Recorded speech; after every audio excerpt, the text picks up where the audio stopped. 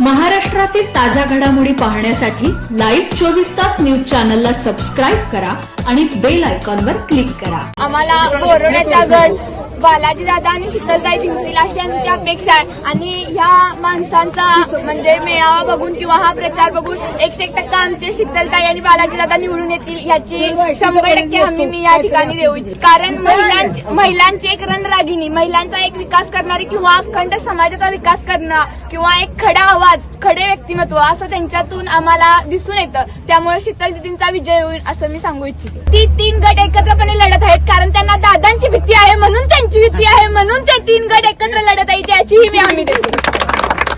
जय शिवाजी, जय भवानी। शोभाताईंचा जरी बाहेर प्रचार असला आणि जरी आमच्या शीतलजी आता बाहेर पडल्या असल्या तरी त्यांचं व्यक्तिमत्व, त्यांचा हा खडा आवाज किंवा महिलांबद्दल असणारा त्यांचा आदर, ती ही एक रणरागिणी आहे। शिवाजी महाराजांची कन्या जिजाऊ त्यांच्यात मला दिसून येते। त्यामुळे त्या नक्कीच 100% जर मुलांनी, महिलांनी किंवा माणसांनी जर त्यांना निवडून आणलं तरी 100% या आमच्या जिल्ह्याचा विकास होईल अशी ही मी या ठिकाणी खात्री देते। त्यामुळे कृपया सर्वांनाच विनंती आहे, आपल्या शीतलताई यांना निवडून आणणं हे आपल्या हातात आहे आणि 101% मी सगळ्यांना विनंती करते की त्यांना निवडून आणा, म्हणजे आपल्या या जिल्ह्याचा 100% विकास होईल।